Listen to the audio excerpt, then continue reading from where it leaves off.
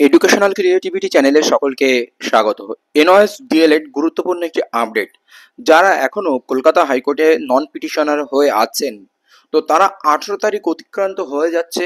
Verification date অতিক্রান্ত, ইতিমধ্যে আজকেই অতিক্রান্ত হয়ে যাচ্ছে। তাহলে তারা কি করবেন? তাহলে কি আবার নতুন করে অর্ডার আসবে? দেখুন, আমরা এই বিস্তারিত শুনবো আইনজীবী আলী হাসান আলমগীর স্যারের নিকট থেকে তাদের কি করণীয়। আজ কলকাতা হাইকোর্টে এমনই একটি ঘটনা ঘটলো যে মামলাটি আবার একটি নতুন দিন ফিক্সড করলো। তো পুরো বিষয়টি আমরা স্যারের নিকট থেকে শুনে নেব যে যারা নন পিটিশনার আছেন তাদের কি করণীয়, বা এনওএস ডিএলএড যারা সুপ্রিম কোর্টের রায়ে সুযোগ পেয়েছিল 18 তারিখ পর্যন্ত, তাদের বিষয়টি কি রয়েছে, পুরো বিষয়টি এখানে পরিষ্কার হয়ে যাবে। শুনতে থাকুন। হ্যাঁ, হ্যালো। আসসালামু আলাইকুম। ওয়ালাইকুম আসসালাম। স্যার, হ্যাঁ, বলুন। এনওএস ডিলেট সম্পর্কে কিছু জানা ছিল, কারণ হ্যাঁ। বিষয়টি একটু আগ্রহ জাগলো। কারণ পর্ষদের যে ডেডলাইন ছিল যে ভেরিফিকেশন ডকুমেন্টস, সেটা তো আজ ডেট অতিক্রান্ত হয়ে যাচ্ছে। তাহলে অনেক হুম, নন পিটিশনার রয়েছে, তারা জানতে চাইছে যে আমরা এখন কি মামলা করলে হবে, বা কোর্টের পর্যবেক্ষণ কি। আরো একটা জিনিস দেখলাম আজ, বেশ 18 নম্বর কোর্টে এই এনওএস নিয়ে কয়েকটি মামলা মেনশন করতে গিয়েছিলেন কয়েকজন, আমরা হুম, দেখলাম হুম। সেটা। সেই বিষয়টা একটু উত্থাপন করবেন।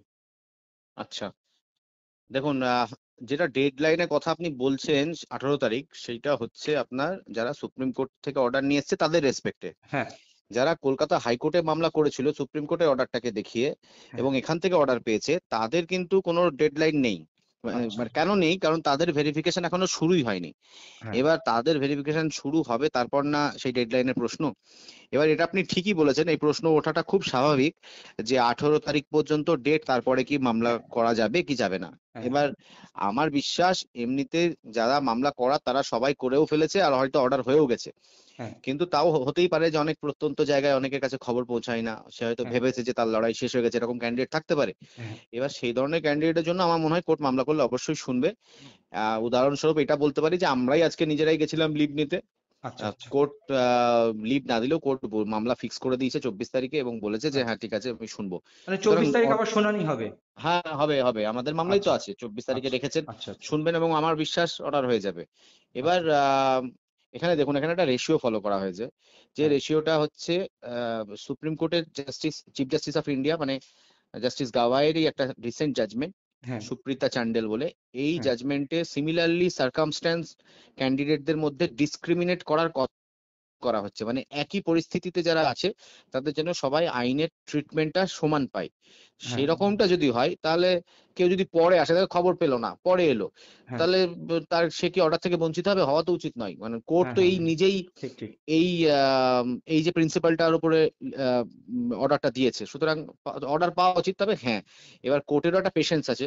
উম, যদি প্রতিদিন এরকম হতে থাকে তাহলে কোর্ট বিরক্ত তো হবেই, স্বাভাবিক। সেক্ষেত্রে অবশ্যই। অর্ডার নাও দিতে পারেন, কাট অফ ডেট ফিক্স করে দিতে পারেন। হ্যাঁ, কিন্তু এখন সেই পরিস্থিতি আশা করছি, যেমনটা বললাম যে সবাই নিশ্চয়ই অর্ডার পেয়ে গেছে। হ্যাঁ, আর আশা করছি যারা অল্প বিস্তর যদি কেউ বাকি থাকে তাদেরকেও কোর্ট হ্যাঁ। অর্ডার দিয়ে দেবে ভেরিফিকেশনের জন্য। আচ্ছা। কারণ একই যাত্রায় পৃথক ফল হবে না।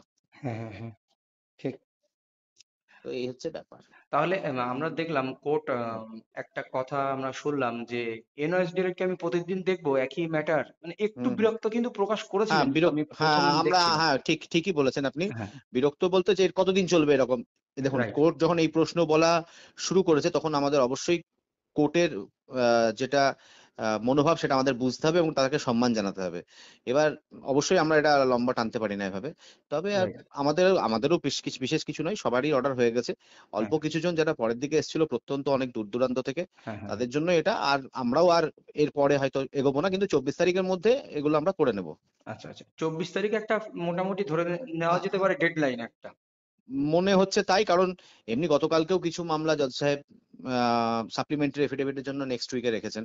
আচ্ছা, তো আচ্ছা। তবে খুব বেশি দিন এরকম যদি আমরা প্রতিদিন গিয়ে বলতে থাকি যে দিন অর্ডার দিন, তাহলে তো কোর্ট বিরক্ত হবে, এটা তো স্বাভাবিক অবশ্যই, ব্যাপার। অবশ্যই, অবশ্যই। Okay sir, thank you. ঠিক আছে, ঠিক আছে।